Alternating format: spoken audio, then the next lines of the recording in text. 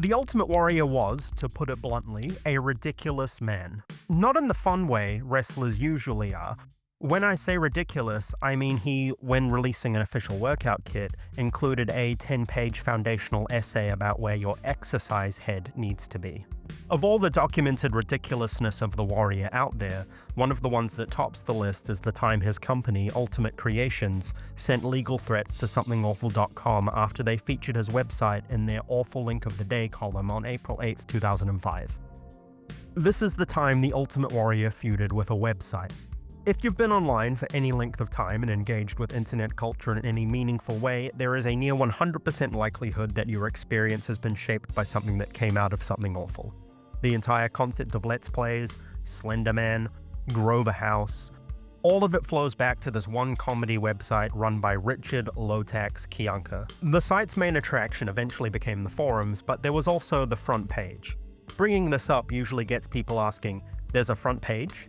And to be honest, it's not exactly active at the moment, but back in the early days of Something Awful, there was consistent front page content. It included things like Photoshop Friday, which is probably the most popular recurring feature. Every week they'd give the forum a theme, like put historical figures in modern situations or whatever, and goons would submit Photoshop creations. And no, that's not H. Bomber Guy. Different people, I checked. The comedy goldmine was where the staff would curate the best threads and posts from the Something Awful forums and feature them on the front page. There are a few other types of article, but there was also the Awful Link of the Day. This was the staff's daily expedition into the worst corners of the early web. They'd find an awful website, some GeoCities nightmare or a conspiracy theorist homepage, or someone's deeply unhinged personal website, and tear it apart. There were a series of front page posts like this that happened for years. I found one in 2015 where the subreddit r/raised by narcissists were featured and they didn't take it well at all.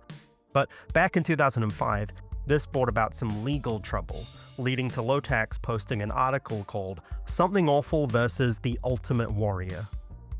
Lotax's actual comedy genius, in my opinion, was toying with people threatening lawsuits. In his own words, at this point he'd been threatened by lawsuits from webmasters, psychotic game developers, heavy metal bands, adult men who wear diapers, and even more psychotic game developers, but it turns out that Something Awful pissed off the Ultimate Warrior this time. Okay, not exactly the Ultimate Warrior, but his official director of communications.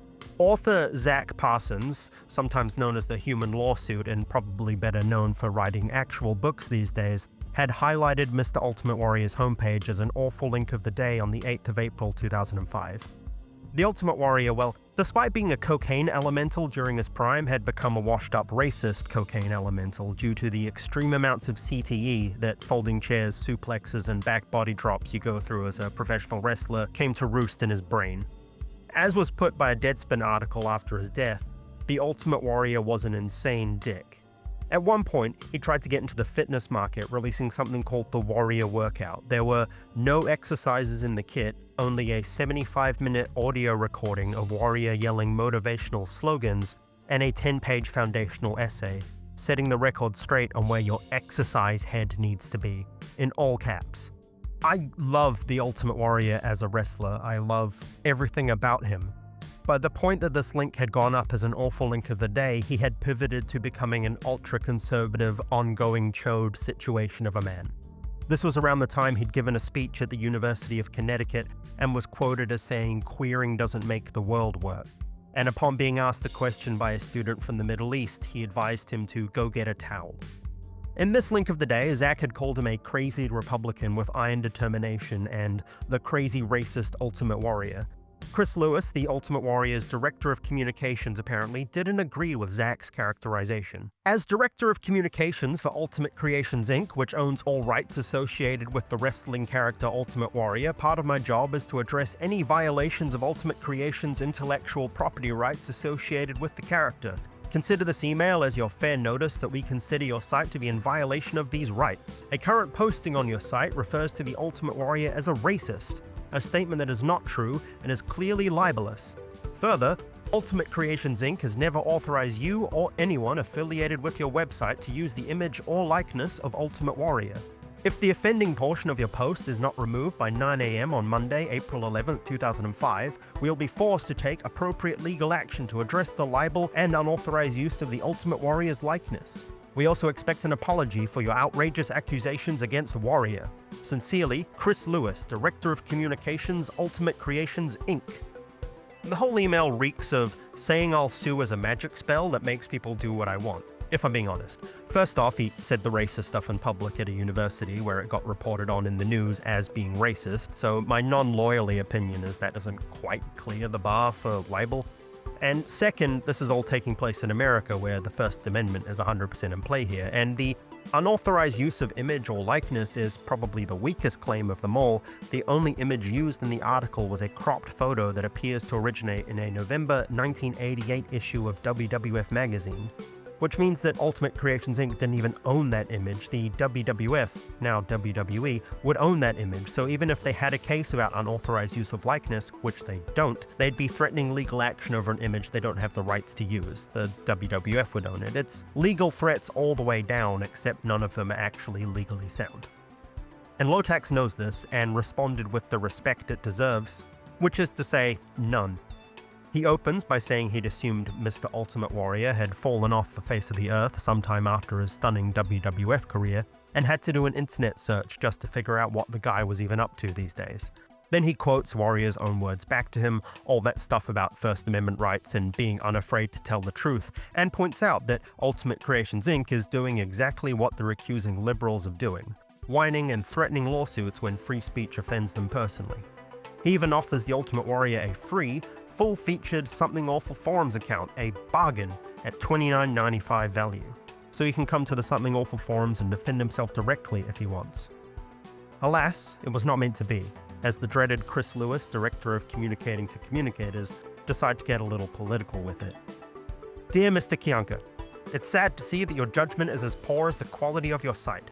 You see, it is our position that you're taking the liberal position, claiming First Amendment protection for something that clearly goes beyond the scope of protected speech as envisioned by the Founding Fathers. The First Amendment should not and cannot be construed to defend violation of others' intellectual property rights or to libel them, which is the case here, or to offend others' sense of morality, which is the case with pornography. Your attack is so malicious and baseless that it is wholly without merit, even when these violations come from someone as relatively inconsequential and unsuccessful as yourself. They must be addressed properly. I'm not going to debate conservatism versus liberalism with you. I have put you on notice that you are libeling my client, and you have responded in a fashion that is evidence you have received that notice and do not intend to comply with our simple requests. I was, however, somewhat amused by your offer of a forum to Warrior, like if he's going to make a public statement, it would be to you? Right. You've expressed your thoughts clearly. Just remember now, we gave you a fair chance to resolve this amicably. Sincerely, Chris Lewis, Director of Communications, Ultimate Creations, Inc. Lotax keeps fucking with him, saying he's waiting with bated breath for the next action-filled update from Mr. Warrior about how the internet is actually a vast liberal conspiracy to destroy humanity.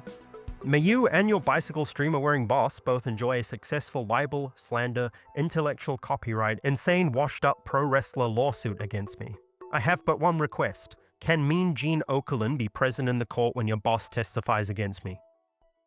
Eventually, Mr. Lewis takes exemption to all of this tomfoolery, and I need you to strap in here because what happens next is where it gets genuinely unhinged. Richard, I'm pretty sure that after reading this, you're going to realize that you're only getting yourself deeper into trouble. I've already tracked down quite a bit of information about you. For example, your address, P.O. Box 997, Lee Summit, Missouri 64063.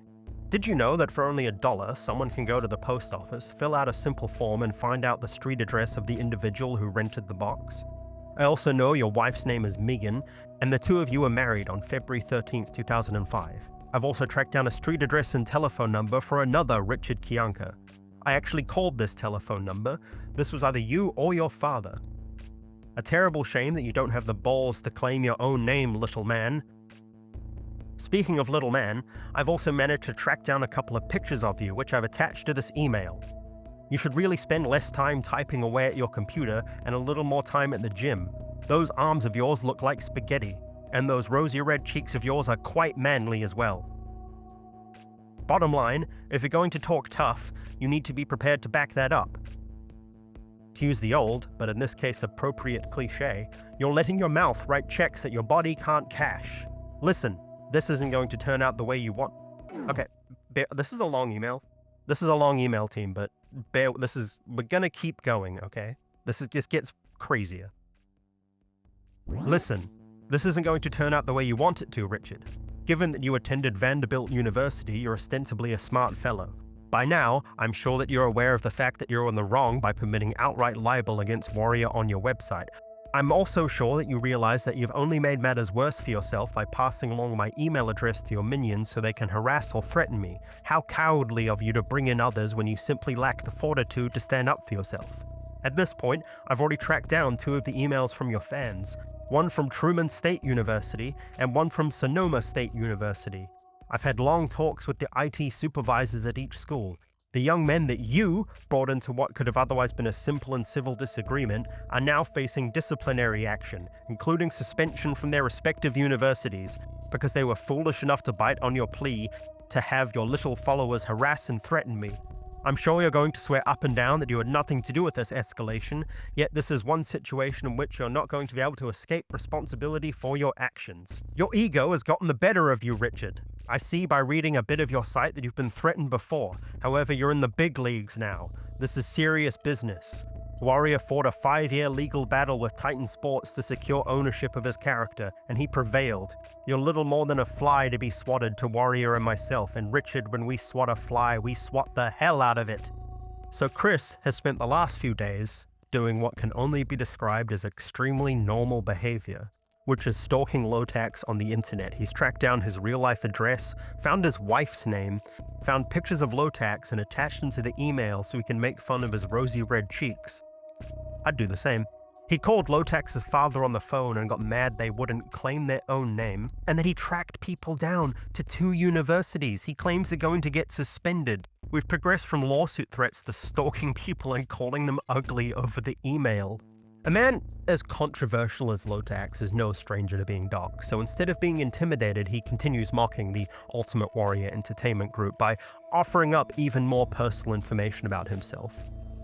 He says he has black hair, his car is black, he has 2 dogs, he likes to drink soda, and he has this bad problem where he farts uncontrollably in the morning after he wakes up, and then to cover his tracks he gives this disappointed look at the dogs, just in case anybody walks by.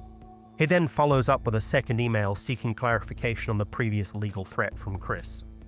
Dear Director of Communications Ultimate Creations Inc., I just realized you never informed me of what time zone you're in, so I have absolutely no idea if your 9 a.m. Monday, April 11th, 2005 deadline is based on Central Standard Time or Pacific or Mountain or what.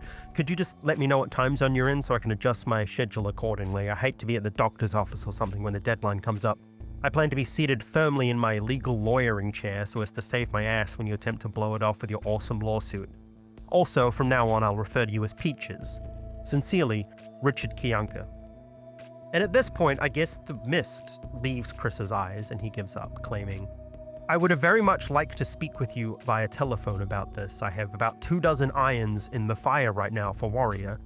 By the way, I'm going to pause again for some context. By this point, the Ultimate Warrior had changed his legal name to Warrior, and simply don't have time to piddle with you further. Your father told me you have attorneys who deal with this sort of thing for you. My advice to you is to either grow up and tell me how I can make direct contact with you, or send me the name and telephone number of these attorneys. He never sends another email. The Ultimate Warrior takes the ultimate L.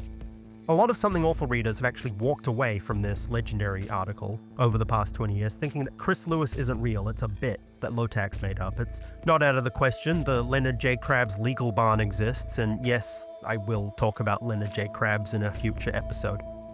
I can't blame people for thinking it.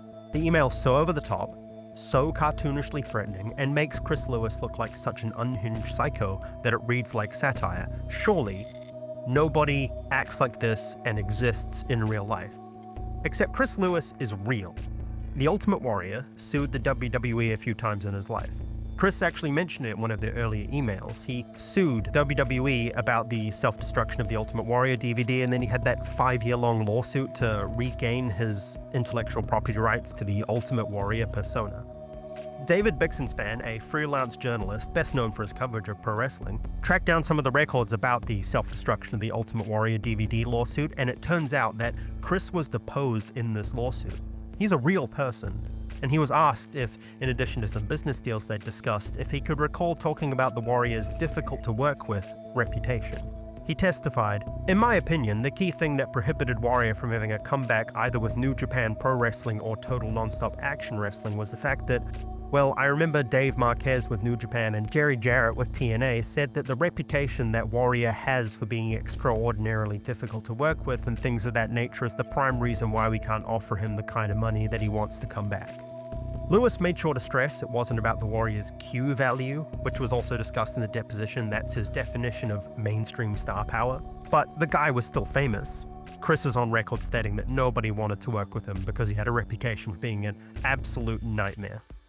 The Ultimate Warrior died in 2014 after being inducted into the WWE Hall of Fame. Chris Lewis, as far as I can tell, has vanished into the ether.